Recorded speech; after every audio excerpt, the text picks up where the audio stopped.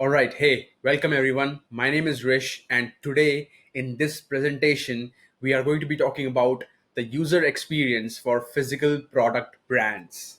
Now, before I go ahead and introduce myself, let's first go over the agenda so that you and me, we both are pretty clear about what are we going to be covering and what is this topic going to help you learn in the next few minutes. So first, of course, I'm going to take some minutes out and introduce myself so that you understand who am I, what background do I come from, and what can I bring to the table for you guys. Then we will get into the basics of understanding what is user experience, and then how does it make sense for brand owners who have physical products in the market, right? After that, we will look at something called the touch points that is extremely essential when you want to improve and optimize your user experience for your brands and products. Then I will also talk to you about a sensory framework that will help you think and ask the right questions to yourself or to your teams so that you can improve upon your brands or products user experience. After that, we will cover something called the purchase journey. We will spend some minutes about understanding how does a purchase journey of a customer work, and then we will also look at some direct examples about what are the touch points on and off your website or on and off Amazon for your products that you are trying to sell in the market. Finally, we will try and understand the impact of the PUX model on your business directly and how can it improve your profitability and long-term growth and scalability in your business.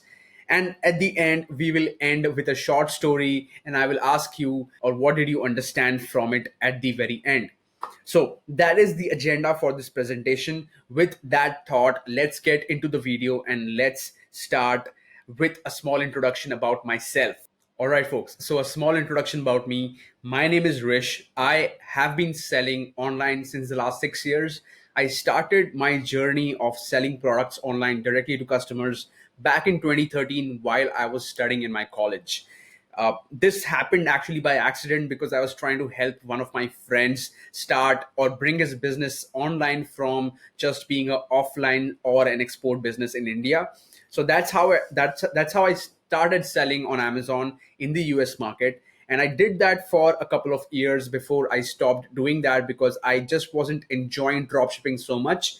And I was also switching my career path and basically getting into something called product management. Now, after that, in 2017, I resumed e-commerce, but this time I decided to get into private label and I launched my first brand, which was a kids toy brand, which still sells its product, the product that I launched the very first time. It still sells very well.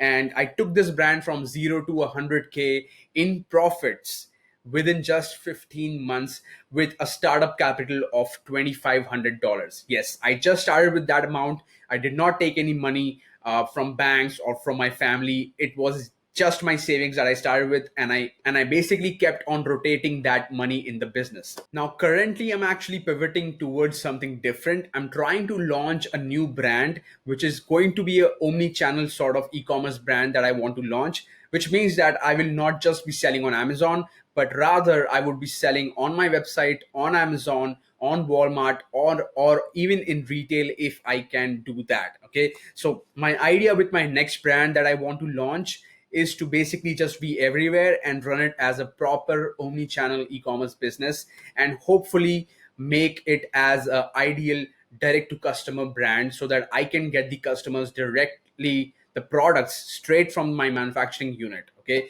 of course, like it's going to be a long journey. I'm just starting out, and hopefully within the next year you can circle back and ask me how did that go.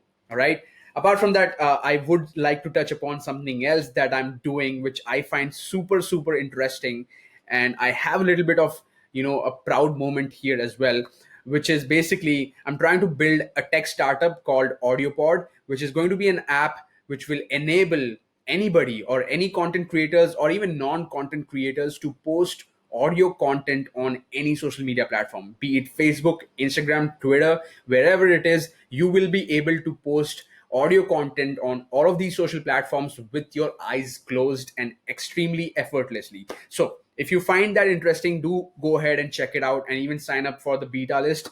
We should be launching in the next couple of weeks. All right. So that was me. If you want to learn more about me, you can definitely go ahead and check out all of my social handles. I'm everywhere with the same handle as you see on the screen.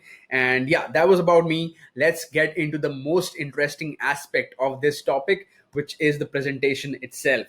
All right, so what is a user experience? Some of you might have heard this term because this is a term that is most primarily used in the software and technology space, wherein startups or companies are trying to build apps or websites. Okay, so if you Google this word, the definition that you will see in Google is exactly what you see on the slide, which says the overall experience of a person using a product such as a website or a computer application, or for that matter, a mobile application. All right. So that's what UX means, or user experience means. But the real question that you should be probably asking yourself or me right now is, how is it applicable to a physical products brand? How is user experience going to be relevant for a brand that is selling products directly to customers, maybe through their own website or through Amazon? Well, if you had that question in your mind, and if you already knew about what UX is in the product management or technology space, you are asking the right question. So let me demystify this for you in this presentation. So here is how I define product UX. I use the term PUX for this, and we will use this term going forward. If you use this anywhere, let me know. This is something that I've kind of just put together while I was creating this presentation. So product UX is basically the interaction of people with your product or your brands across all sensory touch points. Okay. Now, in the next few slides, we will obviously break this down and understand this at a deeper level. So let's do that. First of all, you need to understand what a touch point is. These touch points are not basically the things that the customer touches. Like, when the customer receives the product, it is not just them actually touching the product and holding it with hand and trying to feel how does it feel. Okay, that's not product user experience is all about. So I wanted to actually put that out of the way so that you understand and you stick around till the end of this presentation to understand what it actually means and how can you improve your product user experience for your customers and for your brands. So first of all, we need to understand the fundamentals first. I hope everybody watching this understands the five sensory touch points that we have as human beings. We have the sense of touch, we have the sense of vision, we have the sense of taste, we have the sense of smell, and we have the sense to hear. Okay, so basically your brand's user experience or your product's user experience is defined by everything that the customer senses through all of these five touch points. Okay, let's break that down. So to improve your brands or your products user experience and interactions with customers, you need to understand what questions do you need to ask, or how do you do this, how do you move forward and build a framework that will help you optimize the customer's experience across all those five touch points. So I've put together this deck of questions that you need to ask to yourself right now after you watch this presentation to figure out how are you going to improve these things. You need to ask yourself, what does the customer see? Okay, this could be the product packaging, this could be the listing of your product on your website or on Amazon. This could be the reviews that they read. It could be anything that the customer can see with their eyes to kind of make a perception about your brand or product. Then you need to ask yourself, what does the customer hear? This can be divided into multiple areas. It could be them hearing about your brand through social media, through ads, through other influencers, or it could be that your product has some sort of sound. Like, for example, let's say you're selling a doorbell. Okay, in that scenario, your product actually literally has a sound, and you need to optimize that sound for the customer. You need to understand whether the doorbell that you are selling in the market, is it going to make a good sound or a bad sound? Is it going to be high pitch? Is it going to be low pitch? Are customers going to like it or not? All of those things are also supposed to be answered, and this is something that might not be directly applicable or literally applicable to your product, but in that scenario you can also start thinking about what are other people talking about, which is helping the customers or your potential customers build the perspective of your brand. Similarly, you need to go ahead and ask questions like, how does it feel to touch the product? Okay, what is the experience that the customers will have? If, for example, they receive the product and it has a sticky substance around it, that's not going to have a very good customer experience, right? For that, you need to ensure that you're doing very good quality testing. You are yourself, analyzing how does it feel to touch the product, what is the feedback from there that's actually inclining towards a bad user experience, right? So you have to think about those things and ask these questions to yourself. How does your product smell? In case you're trying to sell a perfume, this would be literally applicable to you. How does the product taste if you're selling a beverage or a eatable or a supplement? In that scenario, those things would actually make literal sense to your product. But yeah, overall, I hope this helps you build a framework around what you need to ask yourself, as a brand owner or as a physical products seller, to figure out all of these touch point experiences that the customers might have, and then one by one you can start optimizing these things for yourself. All right, let's move forward now and get into some actionable tips that you can immediately apply right after this presentation and improve your product user experience. So first thing that I want to talk about, and first thing that I want you all to think about, is the touch points that the customers will have on your website or on Amazon if you're trying to sell your products through Amazon. So what do you think the customers will interact with through their sensory organs? So when a customer reaches your website or your product listing, or looks at your product in the search results on Amazon,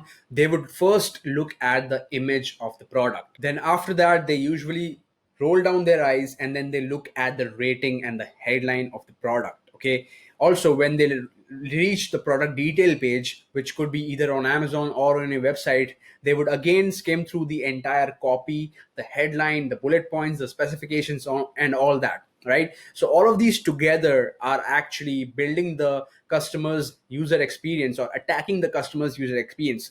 Let's say you have an extremely poor picture as your product's thumbnail. Okay, in that scenario, people are not going to click on it. Like, for example, look at this image on the screen. These are the different touch points that the customers are going to interact with: the product image, the review and rating, the price of the product. Of course, that is a very important factor when customers are comparing the same kind of variants or products on Amazon. A price of the product really is like a decision factor for them and lets them decide whether they should click further and go and read the details of the product or not, right? Then something else that the customers would see on a website like Amazon is the tagging. Like over here, Amazon has tagged this product on the right as a best seller. Okay, that makes their experience better, that helps them decide whether they should click on that product or not, right? So of course, some of the attributes here are in your control completely. Some of the attributes over here are not in your direct control, and you can only try and achieve them or impact them through your strategies, through your sales, through better customer experience for the people or for the customers who have already bought your product. Now, for a second, imagine how does a purchase journey happen for a customer. First, they search for something on your website or on Amazon, then they look at the product listing. If they like the product thumbnail and the reviews and the title, then they go ahead, then they go one step further and open up the product detail page. Now, what happened there? That is something that I call as a micro conversion. The buyer was convinced that, all right, I want to spend my attention onto this product, which makes them move forward in the purchase journey. The purchase of a product doesn't happen almost immediately. Like, the customer goes through the listing first, then they go through the images, then they understand what are the refund policies, then they understand what's the brand like, is it appealing to them or not. And when they are happy with everything, only at the end they would actually go ahead and add the product to the cart and make the purchase. So it's a series of micro conversions which leads to the purchase. So, and that is exactly why you need to optimize your product or brand user experience through all the touch points so that you get the maximum conversions possible. And this is exactly why you need to optimize all the touch points as much as you can so that you win on those micro conversions, which eventually impacts your overall conversion rate and overall purchase behavior of the customers that explore your brand and land on your product. Now, let's quickly understand what are the different touch points of a website or of Amazon that your customers might be interacting with. Touch points of your website could be anywhere like delivery, unboxing, uh, the first interaction experience with the product, or the first use of the product. Okay, you need to start imagining how would the customer have the delivery experience. Like, delivery might not be so much in your control, but you can still ensure that you are working with a good partner. It could be Amazon's FBA service, or it could be another 3PL service which delivers the product to your customers. But you have to have some sort of understanding about what is the delivery experience like and where can you optimize that. Then you need to also imagine what is the unboxing experience like. What do the customers see when they open up the delivery box, and do they like the packaging of the product or not? Do they get the required inserts in the product or the manuals in the product or not? And all of those things might sound very primitive, but they impact the overall experience of your customers, and then they lead to either repeat purchase or them reviewing your product on your website or on Amazon. All right. So delivery, unboxing, first interaction, and first use. You need to try and optimize all of these touch points. Act like a customer. Try to order your own product and see what experience do you have so that you can start optimizing these touch points. Now, something that I tell a lot of brands and brand owners is that if you're trying to sell private label products, you're not an ideal D2C brand because you're still using somebody else's manufacturing facility. If you decide to probably have your own manufacturing facility someday and you become an ideal D2C brand, your ambition and your goal needs to be to optimize every touch point that your customer has, right?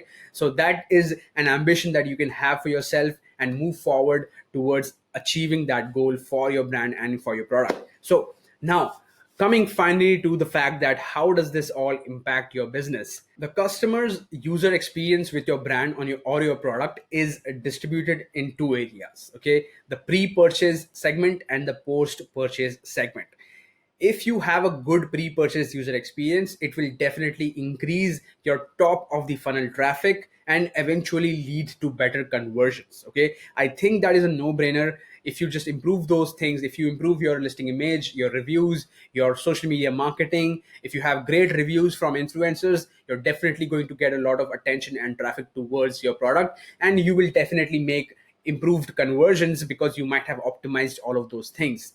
If you have a good post purchase experience, that is after the customer buys your product, pays for your product, if you have a good post purchase experience, it will impact your word of mouth reach, it will impact your repeat customer purchase, and it will help you retain your customers for a longer period of time. That means that your lifetime value, the money that you make per customer, will increase in the long run. Now, tell me if that doesn't directly impact your business in the years to come. Finally, I want to leave you all with a story. Okay, this is going to be super interesting for the next 1 minute. Hear my story carefully. I will read it out for you right now.